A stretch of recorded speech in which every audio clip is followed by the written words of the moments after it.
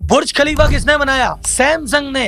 हाँ, south Korean army के लिए टैंक कौन बनाता है? फाइटर जेट कौन बनाता है? सैमसंग। दुनिया की सबसे बड़ी शिप बनाने वाली कंपनियों में से एक कौन है? सैमसंग। आम आदमी सैमसंग को सिर्फ जानता है इलेक्ट्रॉनिक्स से कि सर जी ये तो मोबाइल बनाती है। हाँ जी, टीवी भी बना देती है, फ्रिज भी बनाती है, वॉशिंग मशीन बनाती है, यही है इसका लेना देना। बढ़िया कंपनी है सर, एक से एक फीचर मोबाइल में देती है और सस्ते दाम में देती है और एप्पल की सबसे बड़ी कॉम्पिटिटर है। आपको लगता है अगर ये रातों रात खत्म हो जाए ना सैमसंग, तो यार एप्पल तो अकेला बाजार पे राज करेगा। एप्पल के तो मजे ही मजे। अजी साहब बिल्कुल मजे नहीं है। अगर जिस दिन सैमसंग खत्म हो गया ना, उस दिन एप्पल भी नहीं बच पाएगा, उसका भी खत्म होना तय। क्योंकि एप्पल में जो एलईडी स्क्रीन लग रही है, जो मेमोरी चिप लग रही है, जो फ्लैश पावर लग रही है, वो सैमसंग ही दे रहा है। गूगल के पिक्सल को भी यही दे रहा है। सैमसंग के बिना मोबाइल बनाने की कल्पना करना भी मुश्किल है भाई साहब। अंदर के सारे पार्ट सैमसंग ही बनाता है। अगर किसी दिन सैमसंग ने मोबाइल बनाने बंद भी कर दिए, पार्ट्स बनाने भी बंद कर दिए, उसका कुछ नहीं बिगड़ेगा। वो 80 अलग अलग फील्ड में काम करती है। वो कंस्ट्रक्शन भी करती है, वो इंश्योरेंस भी करती है, उसके होटल भी है, स्कूल भी है, हॉस्पिटल भी है। साउथ कोरिया की जीडीपी का 20% अकेली कंपनी है। एक कंपनी देश के 5वें हिस्से के बराबर। सैमसंग के प्रेसिडेंट की उतनी ही इज्जत और उतनी ही पावर है जितनी साउथ कोरिया के प्रेसिडेंट की। कम नहीं है, ज्यादा ही होगी। जैसे भारत के बच्चे बचपन से तैयारी करते हैं आईआईटी, मेडिकल, यूपीएससी, वैसे साउथ कोरिया के बच्चे बचपन से तैयारी करते हैं कि यार सैमसंग में नौकरी लग जाए साहब। तो सैमसंग ग्रुप कब चालू हुआ, ये करता क्या क्या है, इसका टर्नओवर कितना है, इसका विश्व में स्थान कितना है, ये इतना बड़ा कैसे बन गया, इसके पीछे क्या क्या सक्सेस स्ट्रेटजी थी, क्या क्या कंट्रोवर्सीज थी, कैसे भाई साहब सरकार ने इनको सपोर्ट दिया और उसके बदले ये इतनी बड़ी कंपनी बनी। जब देश की सरकार के मुखिया बिजनेसमैन से दोस्ती कर लेते हैं तो अलग अलग सेक्टर में कैसे घुसते हैं और अलग सेक्टर को कैसे डोमिनेट करते हैं, ये साउथ कोरिया और सैमसंग से सीखने को मिलेगा। ऐसे क्या 3 टर्निंग पॉइंट है सैमसंग की लाइफ में कि सैमसंग भी बदली और पूरे कोरिया को और दुनिया को बदल के रख दिया। ये सब बताएगा आपका राहुल। तो आप सैमसंग के फैन हो या हेटर, सैमसंग का मोबाइल चलाते हो या सैमसंग का टीवी घर में रखा है या कहीं पे वॉशिंग मशीन देखी थी, या जो भी सैमसंग से आपका नाता है, उसकी कसम दे के कहता हूँ वीडियो अंत तक देखना और शेयर जरूर करना। तो जनता जनार्दन की जय बोल के करते हैं वीडियो की शुरुआत।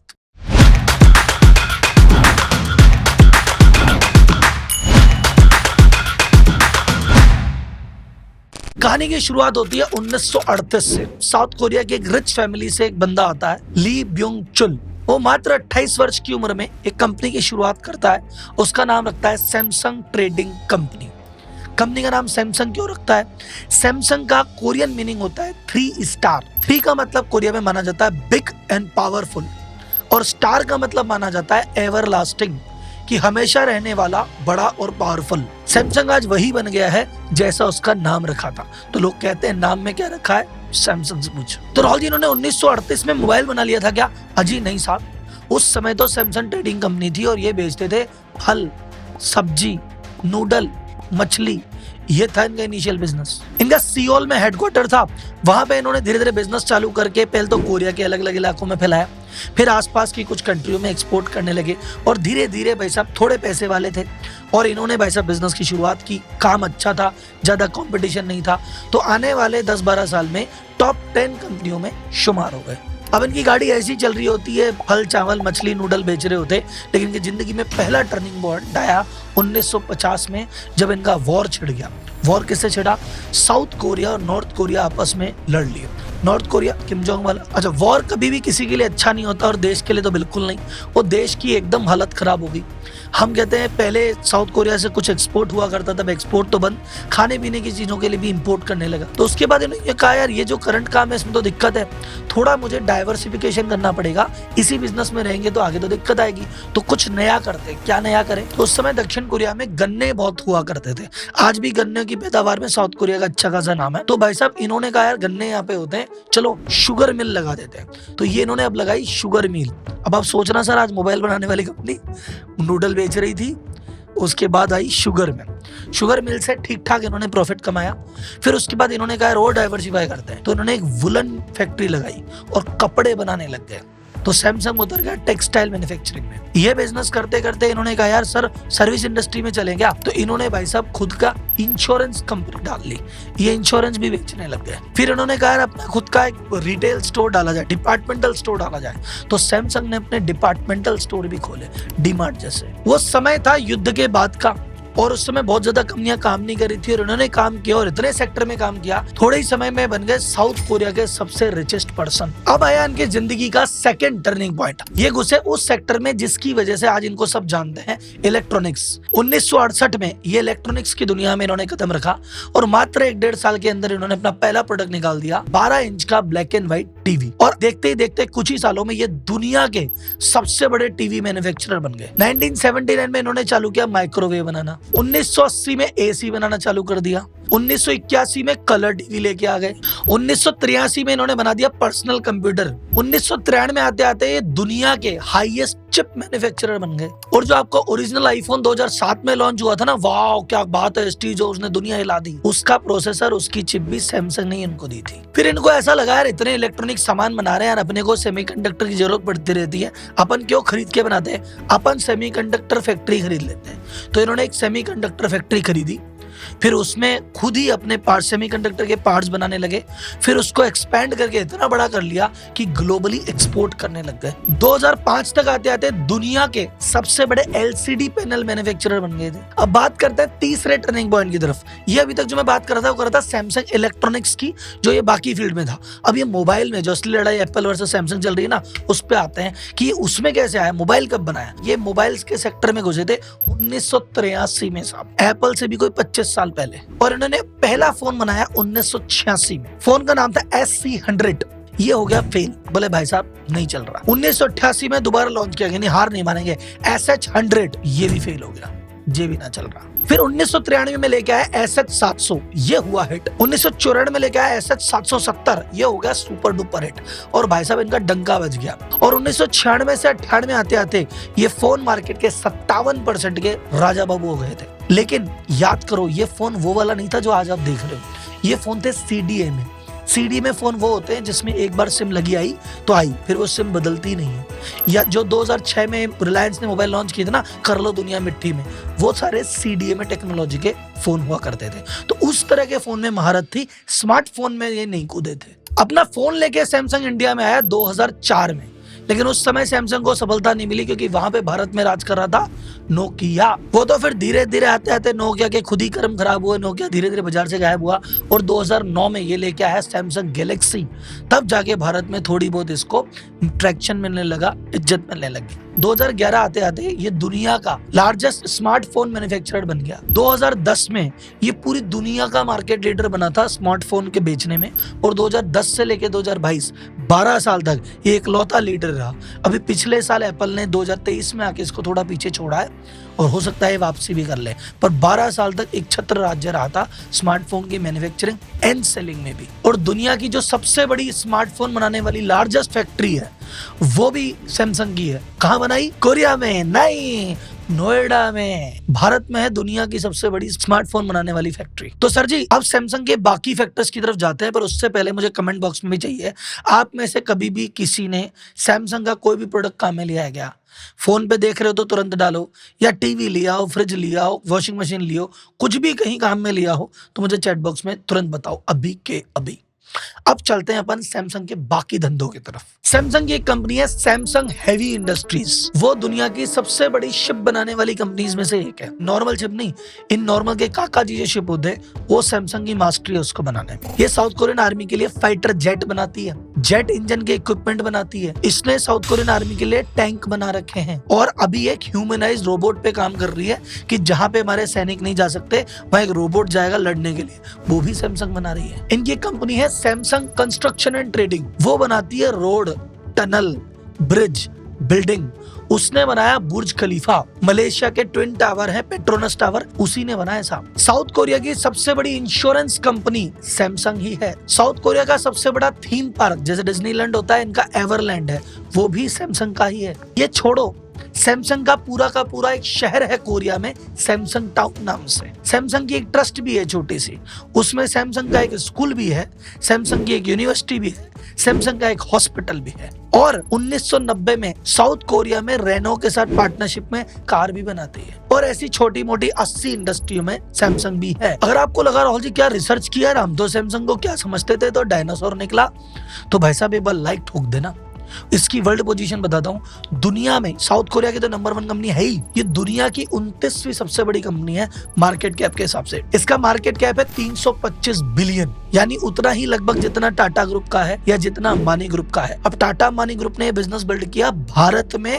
जहां पे 140 करोड़ की पॉपुलेशन है। साउथ कोरिया इतना सा देश है, इतनी सी पॉपुलेशन है, वहां पे इस टक्कर की कंपनी खड़ी करना जज्बे की बात तो है। अब सैमसंग क्या है और क्या करता है ये तो मैंने आपको बता दिया। इसके पीछे क्या स्ट्रेटजी लगी, क्या इसको गवर्नमेंट ने सपोर्ट किया, क्या कुछ कंट्रोवर्सी हुई, क्या कुछ स्कैम और भ्रष्टाचार हुआ, क्या हम सीख सकते हैं, आगे चलेंगे। लेकिन उससे पहले एक छोटी सी बात आपसे कि भाई सैमसंग ने तो 80 इंडस्ट्री में कर लिया खुद को डाइवर्सिफाई। आप अपने इन्वेस्टमेंट को डाइवर्सिफाई कर रहे हो कि नहीं कर रहे हो, मुझे तो ये बताओ। या आपने वही एक एफडी करा के छोड़ दी, थोड़ा बैंक में डाल दिया, थोड़ी सी ज्वेलरी ले ली, थोड़ी बहुत एसआईपी चल रही है, हो गया जी डाइवर्सिफाई। भाई साहब ये सही डाइवर्सिफिकेशन नहीं है। एफडी करानी चाहिए नाम मात्र की, इंश्योरेंस करना चाहिए सिर्फ टर्म और मेडिकल, बाकी इंश्योरेंस की इतनी वैल्यू नहीं है। ये गवर्नमेंट स्कीम में पैसा डालोगे बहुत ज्यादा रिटर्न नहीं आने वाला है। पैसा कहाँ डाइवर्सिफाई किया जाता है ये हमको पता ही नहीं है। अच्छा, डाइवर्सिफाई करने के लिए भैया पहले पैसे बचे तो सही, तो सेविंग कैसे करें वो भी नहीं पता। हम तो ब्रांड के चक्कर में आके, मार्केटिंग के चक्कर में आके पैसा दे बैठते हैं कंपनीज को, और मैं ये भी नहीं पता कमाते कैसे हैं। तो भाई साहब अगर आप जरा सा इंटरेस्टेड हो ये जानने में कि यार ये पैसा कमाए कैसे, स्किल बढ़ाए कैसे, ये कमा तो लिया इसको बचाएं कैसे, क्या हैबिट होती है, क्या प्रिंसिपल होते हैं, और फिर इनको सही जगह कहाँ लगाना है और कहाँ नहीं लगाना है, सीखना चाहते हो तो इसका भी एक सीक्रेट है, पैसे का सीक्रेट। और इस पे आपके भाई ने बनाया detail course secret of money. आप चाहे जॉब करते हो, चाहे आप बिजनेस करते हो, चाहे आप कम कमाते हो या बहुत ज्यादा कमाते हो, अगर आप चाहते हो यार मैं इस लाइफ में फाइनेंशियली फ्री हो जाऊं, शुरुआत में मेहनत करूं पर बाद में बैठे बैठे पैसा आए मैं काम करूं, तो ये कोर्स जरूर कर लेना पूरे परिवार के सहित। इसका लिंक डिस्क्रिप्शन में मिलेगा। अब चलते हैं सैमसंग की मेन वीडियो पे। अब सैमसंग क्या है, क्या क्या करता है ये तो बता दिया, सैमसंग ने कैसे किया वो अब सुनो साहब। जो मैंने कहा था ना पहला टर्निंग पॉइंट आया वॉर के बाद, वहां से कहानी असली चालू होती है। भाई देखो, युद्ध हुआ, इकोनॉमी हो गई बर्बाद, प्रोडक्शन खत्म, एक्सपोर्ट खत्म, मांग के खाना पड़ रहा है, सहायता आ रही है, यूएन से सहायता आ रही है, अमेरिका सहायता दे रहा है, जैसे तैसे गुजारा चल रहा है। तो उस समय के प्रेसिडेंट ने कहा भैया ऐसे हम पे अगर गुजारा चलेगा तो कैसे बात चलेगी, हमको हमारी इकोनॉमी को आगे बढ़ाना पड़ेगा। और इकोनॉमी आगे कौन बढ़ाता है, इकोनॉमी तो बिजनेसमैन ही आगे बढ़ाता है।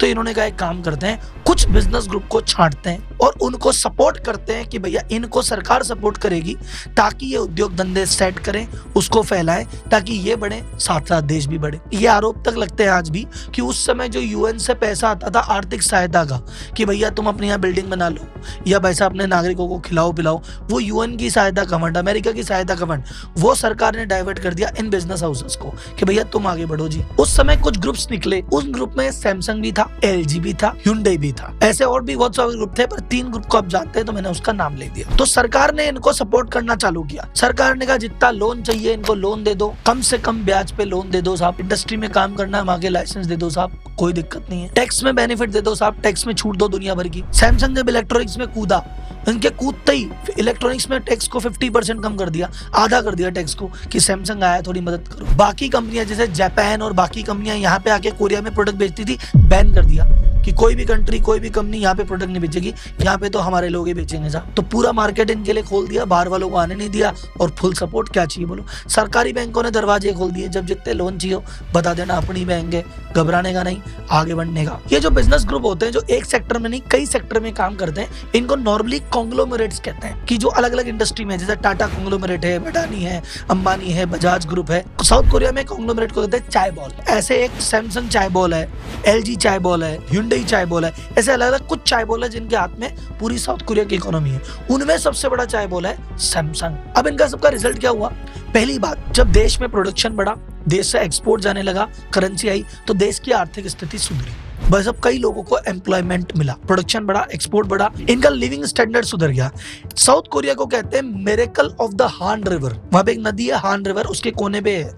तो बोले ये करिश्मा है, अजूबा है, ऐसा हो ही नहीं सकता। मतलब एज पर थ्योरी चले तो साउथ कोरिया गरीब देश होना चाहिए, पर ये अमीर हो कैसे गया, बोले इस कारण ही हो गया। लेकिन इस पूरे प्रोसेस में देश को थोड़ा फायदा मिला, लेकिन पूरा देश एक ही कंपनी पे डिपेंडेंट हो गया। साउथ कोरिया की जीडीपी का 20% अकेली सैमसंग है साहब। तो अगर इसको दूसरे शब्दों में कहा जाए, सैमसंग ही साउथ कोरिया है, और साउथ कोरिया ही सैमसंग। राहुल जी ऐसे क्यों कह रहे हो, भाई south Korea is Samsung, Samsung is south Korea. आप एक बार साउथ कोरिया के नागरिक की दृष्टि से देखो।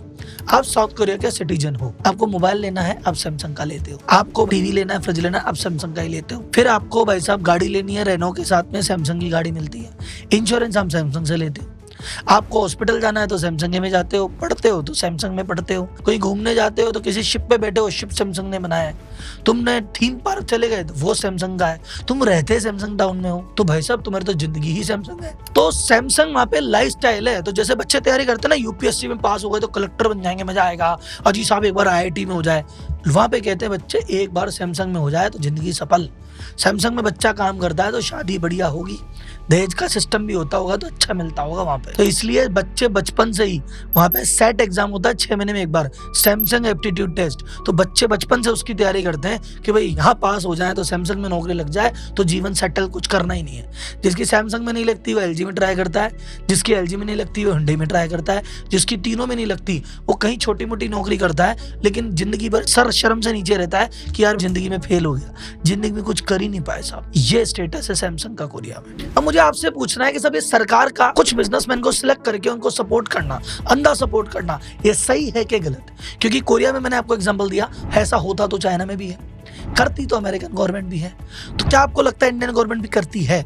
और है आपकी नजर में कोई ग्रुप की यहाँ आपको लगता करे सरकार तो अंधा सपोर्ट कर रही है? चैट बॉक्स में बताना। पहली बात, करती है कि नहीं, करती है तो किसको, और आपकी नजर में सही है कि गलत? कमेंट की बाढ़ आनी चाहिए। अब बात करते हैं कुछ कंट्रोवर्सीज की, क्योंकि इतना बड़ा ग्रुप और कंट्रोवर्सी नहीं हो तो संभव ही नहीं। 1987 में जिन्होंने मेन चालू किया था फाउंडर, वो एक्सपायर हो गए, उनके बेटे ने ज्वाइन किया। 1996 में जो उनके बेटे थे, इन पे भाई साहब आरोप लगा कि आपने प्रेसिडेंट को, कोरिया के राष्ट्रपति को आपने रिश्वत दी है। बहुत मीडिया में हंगामा बना, पर कुछ समय बाद कुछ नहीं हुआ जी, माफ कर दिया गया। 2008 में इन पे आरोप लगा टैक्स चोरी का, इन पे आरोप लगा घोटाले का, इन पे आरोप लगा फिर रिश्वत देने का। इनको इनके सैमसंग के पद से हटा दिया गया। 3 साल की जेल भी हुई, पर कुछ समय बाद वापस प्रेसिडेंट बन गए, जेल माफ हो गई, कुछ नहीं हुआ साहब, वैसे ही चलता रहा जो चल रहा है। उसके बाद जो इनके बेटे थे, उन पे भी आरोप लगा कि इन्होंने भी प्रेसिडेंट को रिश्वत दी है। उन पे भी बात चली, केस सिद्ध हुआ, सजा हुई, लेकिन फिर सजा माफ हो गई, फिर कुछ नहीं हुआ। तो इन पे आरोप ही लगते हैं, बस सजा ही होती है, अल्टीमेटली उसको माफी होना है। क्योंकि चाहे पास्ट प्रेसिडेंट हो कोरिया का, या करंट हो, या आने वाला, सबको पता है कि सैमसंग बिना काम नहीं चलेगा। अगर सैमसंग आज सोचती है कि यार मैं कोरिया से छोड़ के बिजनेस कहीं और सेटल कर लूंगी, सैमसंग के पास ऑप्शन है, 20-25 साल में यहाँ समेट के कहीं और कर सकती है। लेकिन भाई साहब कोरिया के पास ऑप्शन नहीं है सैमसंग के अलावा। तो सबसे पहले भैया केस स्टडी से लेसन क्या मिलता है? पहला लेसन डाइवर्सिफिकेशन। जब जहां मौका मिले हथौड़ा मार दो। क्या पता इनको लगा यार नूडल बेचेंगे जिंदगी निकल जाएगी, लेकिन भाई साहब कपड़े में आए ना, शुगर में आए ना, इंश्योरेंस में आए ना, उसके बाद इलेक्ट्रॉनिक्स में आए तभी तो जीवन बदला, टेलीकॉम में आए तभी तो इतना तगड़ा नाम हो रखा है। तो भाई साहब ये 2 सेक्टर में नहीं आते, वहीं रह जाते तो इतना बड़ा ग्रुप थोड़ी बनता। तो जब जहां मौका मिले डाइवर्सिफाई करो। ऐसा नहीं है कि एक ही सेक्टर, एक ही प्रोडक्ट में जिंदगी अपन को निकालनी है। दूसरी चीज, क्वालिटी पे फोकस करो। देखो एक ये बात है कि देखो सरकार के सपोर्ट से आगे बढ़ गई, लेकिन सरकार का सपोर्ट तो इनके अलावा एलजी को भी था, वो क्यों ना बढ़ी? hyundai को भी था, वो क्यों ना बढ़ी? क्योंकि भाई साहब इन्होंने जो काम किया क्वालिटी से किया। इनको सपोर्ट मिला, पर सपोर्ट का भरपूर फायदा उठाया। प्लस सरकार भी हेरे गेरे को सपोर्ट थोड़ी करी थी। सरकार ने कहा जो उस समय टॉप 10 है उनको बुलाओ, उनको सपोर्ट करेंगे। ये टॉप 10 में तो अपने दम पे ही पहुंची ना, सरकार के सपोर्ट करने से पहले। और फिर सरकार ने जब सबको सपोर्ट दिया तो उन सपोर्ट में भी सबसे तगड़ा सपोर्ट कैसे ले बैठी? तो इनकी खुद की क्वालिटी थी, जो बनाया उसमें स्केल किया, नंबर 1 बने, क्वालिटी बनाई। इवन एप्पल जैसा जायंट भी इन पे डिपेंडेंट है, तो दम तो है साहब। एंड तीसरा, द मोस्ट इंपॉर्टेंट, भैया अपना टैलेंट अपनी जगह, मेहनत अपनी जगह, डाइवर्सिटी अपनी जगह, लेकिन अगर सही जगह पे सही दोस्त मिल जाता है तो वैसा उसका बेनिफिट भी होता है। तो ऐसे कई ऐसे बिजनेसेस हैं जो वर्ल्ड लेवल पे या इंडिया लेवल पे हैं, जिनको बढ़ने में एंटरप्रेन्योर का दिमाग था, मेहनत थी, लेकिन एक पीछे से सपोर्ट भी था जिसने उसको पहुंचाया। तो ये भी अगर मौका किसी को मिले तो लेना चाहिए। आपकी नजर में किसको मिला, किसने लिया? कमेंट बॉक्स आपके लिए खाली है। तो भाई साहब डाइवर्सिफिकेशन इज द की, चाहे बिजनेस कर रहे हो चाहे पर्सनल इन्वेस्टमेंट। तो भाई साहब अभी देखो अभी क्या चल रहा है। तो अभी सीक्रेट्स ऑफ मनी जब कोर्स करोगे ना, तो आपको पता पड़ेगा क्या सही है क्या गलत है। तो सही कर रहे हो तो आगे बढ़ जाना, गलत कर रहे हो तो सुधार लेना। कोर्स करो, पता पड़ेगा वो काम पे। लिंक डिस्क्रिप्शन में डाल ही रखा है, पहुंचो तुरंत।